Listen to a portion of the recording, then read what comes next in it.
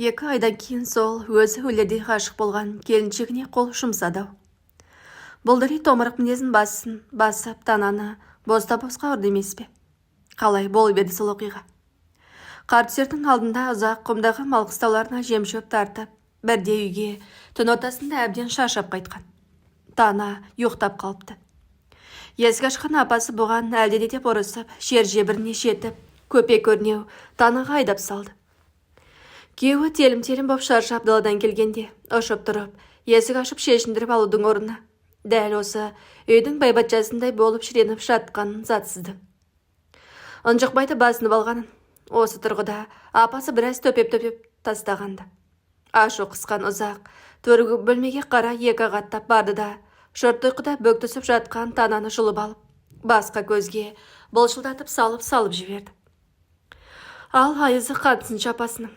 Осы ғой керегі. Жазықсыз еді тана бұның алдында. Титтиде кінәсі жоқ еді. Бар айыбы күні бойғы үй шаруасынан титықтап барып ұйықтап қалғаны. Күйеуінің келуін күтіп сергек жатпағаны. Кінә бар ма онысына? Әлі жас емес пе? Ол да біреудің әлпештеп өсірген баласы еді ғой. Ол да өз анасының көзінің қарашығы еді ғой. Қазір өзінің сол қылығы есіне түскенде ұзақ, жамбасы талғандай қозғалақтап кетті. Ұяттан өртене жаздап жатыр.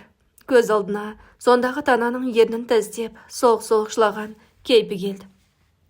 Сонша бір мүсәпіркеге ұшыраған бейкүнә байғұс. Ең болмаса, жазығым не еді демейді-ау. Үнсіз жылайды. Еш уақыт маңдайынан шертпеймін, алақанымда аялаймын деп еді ғой, ұзақ үйленерінде. Бірдеңе тақырлағандай болды. Ұзақ елеңеті басын көтеріп құлақ түрген. Тышқаның шиқыл естілді. Есік жақ бұрыштағы сандықты тақырлатып, ыдыс аяқтарды сылдырлатты. Әрі берден соң емін-еркін сайраңдап, тіпті бірін-бірі қуып ойнақ салғандай, үйдің ішін дүбірлетіп әкетті. Мәз саған, мыналар көкпар тартқандай тараңдады ғой. Ұзақ келіншегін оятып алмай еппен созылып, төсектің жанына шешкен етігін алды. Жіберіп қалған етігі сандыққа барып сарт етті де, әлгіндегі құлақты кемірген жағымсыз тықыр, шиқылдар бір сәтке тым-тырыс болды да қалды. Бірақ сәлден кейін тықыр қайта басталды. Ұзақ екінші етігінде лақтырған. Бұл жолы сандықтан асыңқырап барып, қате тиген болу керек. Ыдыс аяқ салдыр ете түсті. О не деп, шошып оянды тана. Мен ғой, мына үйде тышқан бар екен. Жүрегі дүрс-дүрс етіп, алқымына тығылған тана күйеуін тарс құшақтап алды. Төй, біреу дәл көкірегімнен атып жібергендей болды ғой. Тарсылдатпашы ұзақ деді, құшағында дір-дір етіп. Жарайды, кешір. Енді тарсылдатпаймын деп ұзақ, сіреңке жағып, етіктерін тауып әкеп қойды. Бір кесе сынып қапты деді одан соң. Мейлі, ертең бір кесемен кезектесіп шай ішерміз. Екеуі қараңғы үйде біразға дейін дабыр-дұбыр сөйлесіп жатты. Ұзақ, шам жақпақ болып еді, жарықта ұйықтай алмаймын деп, тана жаққызбады. Тыстағы жауын іңірде басталған күйе толассыз құйып тұр. Тозығы жеткен, кірпіштамды бүгін түне шығармай езіп, жаншып тастадай меңіреу, сатырынан танар емес. Ұзақ, о не, қолыңда келші, қарашы, өстіп тулайды да жатады. Кейде бүйірімді тесіп жібере жаздайды. Әй өзі бір тентек шулатып. Ұзақтың ұлы сондай, ұзақтың ұлы тентек, ұзақтың ұлы сотқар деп жүрсе. Қойшы, ондай баланың несі жақсы дейсің? Жай айтам да, ең әуелі өзің аман сау болсаншы, содан кейінгісін көрерміз. Бәрнен соны айтсаңшы. Жә, тек сенен де жылай бермесейші. Қойшы, қойдым, жыламаймын. Тана ұзаққа тығыла түскен кейінде қайта ұйықтап кетті. Ал ұзақтың ұйқысы келер емес. Мүлдем кірпігі айқаспай қойды. Әр нәрсе ойна түсіп, санқилы саққа жүгіреді. Бұл жамантамды ертеңнен бастап жөндеу керек. Бір күнде болса, таза тұрған дұрыс қой. Дәрі келіп шашқызып, мына үшін ойнақ қып жүрген тышқанды құртқан жөн. Одан соң, қанша шаш шығып қалды дегенмен күнәлі салқын екен. Баяғы ауырлап күннен күнге мерзімі жақындаған танаға соғып тиіп қалуы мүмкін. Сондықтан үйге темір пеш орнатқан дұрыс болар. Қоймадан изоляцияланған сым сұрап алып, электр түсіруді ұмытпайыншы. Председательдің уәдесі өз алдына. Кейін қапы қалмау үшін осы бастан құрылыс материалдарын жинастыра жүру керек. Жазға көркеде болса өзіңді катанатын баспана салып алмай болмайды. Толып жатыр. Ойлай берсе, өзі біріне бірі жалғасып кете береді. Ал тіршілік құрған соң ойлау керек бәрінде. Ата-ананың күйі анау. Өкпелесең де, ренжісең де бәрібір кете алмайсың. Оларды да ойлау керек. Оларға да үнемі көз қырын салып отыру керек. Інісі мен қарындасы әлі жас. Селкеде төскен Тана аяғын тебініп қалып, ақырын ыңырана бастады. Төс көріп жатқан болар. Ұзақ келіншегінің жастыққа ыңғайсыз жатқан мойнын дұрыстап тағы да мүсіркеп аймалап қойды. Шаштан иіскеді. Осы сәтте Тана жақ бүйірінен біреу бүлкеткізіп түртіп қалғандай болды. Қарай көрей. Мұнаның тентегін деді мәз-мейрам болған Ұзақ. Жоқ, енді Тана аман-есен босанып, қол-аяғын бауырына алмайынша Ұзақ алыс рейске басын келсе де бармайды. Ауылдан ұзап қия баспайды. Егер бұл жоқта Тана бір қиын жағдайға ұшырап қалса ше, оның бетін аулақ қылсын. Ұзақ үшін одан артық қорқыныш болмас. Әртүрлі ойдың соңына түскен Ұзақ әрі берден соң тышқандардың тықырына да, шиқылына да құлақ асқан жоқ. Танаға үйленгеннен бергі бір қыс ішінде бастан кешкендері тізбектеліп келе береді. Неге екені белгісіз көбіне көп ренішті кездер оралады есіне. Қуаныш аз сияқты. Көңілге дәт болары шамалы. Реніш жағы әлдеқайда басым жатыр. Көңілі жетеді. Іште жатқан бітеу жарада жүректі сыздатады. Басқасын қойшы, осыдан бірер ай бұрын ғана олар ашудың үстінде Тананы кешірместе етіп шәбіледі ғой. Ол күні Ұзақ үш айлық еңбегінің ақшасын қосып бірақ алып, бір топ жігіттермен қосылып арақ ішіп, үйге ақшам кезінде қызу болып оралған. Әкесі тыста мал қоралап жүр екен де, апасы әлденеге бұрқылдап ашуланып отыр екен. Не болып қалды тағы, деді ықылықтаған Ұзақ. Менен несін сұрайсың? Ана бәрімізді билеп төстеп отырған қатыңнан сұрасайшы. Не болып қалды деп енді Ұзақ Танаға бұрылған.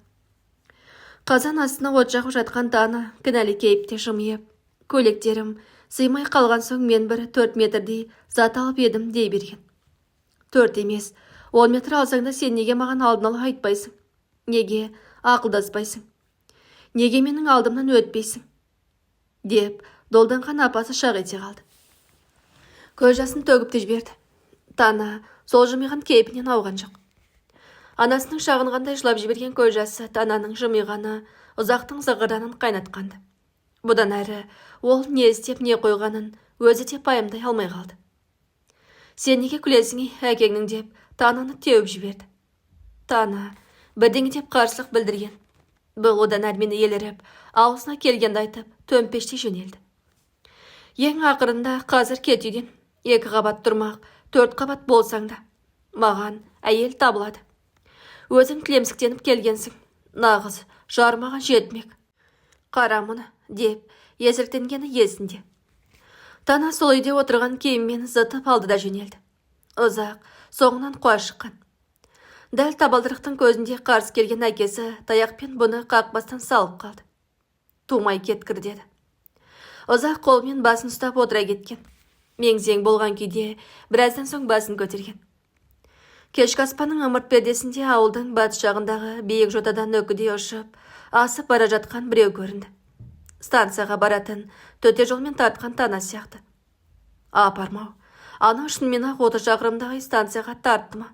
Өледі ғой.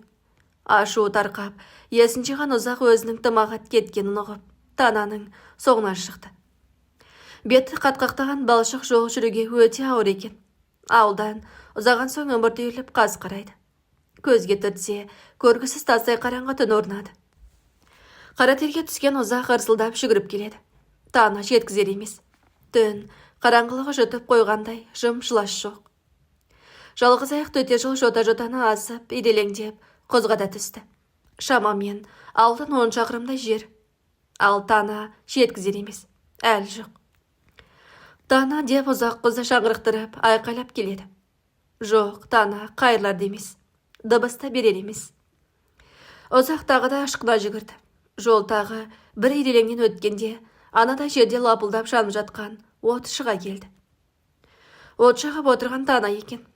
Ұзақ жанына келген, бірақ әйелі оған қайырылған жоқ. Тізесін құшақтаған күйі отқа таяп, бірісіп отыра берді. Ұзақ оны қолтығынан сүйеп саз жерден тұрғызбақ болып еді, көнбеді. Үндемесін көз жасы ағыл-тегіл боталаған күйде бұған бір қарады да қойды. Сол бір қарастың өзінде қаншама қасірет, мұң бар еді. Жоқ, бұған деген ашуса, шаптығу дегендерінің ізі де жоқ. Осынша қорланған, зәбірлеген ұзақты емес обасты алданған, алдарын ойлай алмаған өзін кінәлайтын сияқты. Ұзаққа батқан, кезерткен жай осы болды. Сол түн айдалада, қыз ішінде қызда тартылмай қалған ортамая шөптің түбінде, ұзақпен Тана от жағып, отырып таңдатырды. Ұзақ кешірім сұрап жалынумен болды. Бірақ Тана көзі боталаған күйінен ауған жоқ. Не жақсы, не жаман деп ләмдемеді. Бір кесе ұзақ солқылдап тұрып жылаған. Тана да жылады. Бірақ бәрібір бетінен қайтар түрі көрсетпеді. Таңға жуық атқа мініп әкесі жеткен арттарынан. Қарт атынан түсіп келіп Тананы маңдайынан сүйіп, жүр қарағым, Танажан, мен келдім ғой артыңнан, жүре ғой балам деді. Тананы қайтарған әкесінің осы бір ауыз сөзі болатын.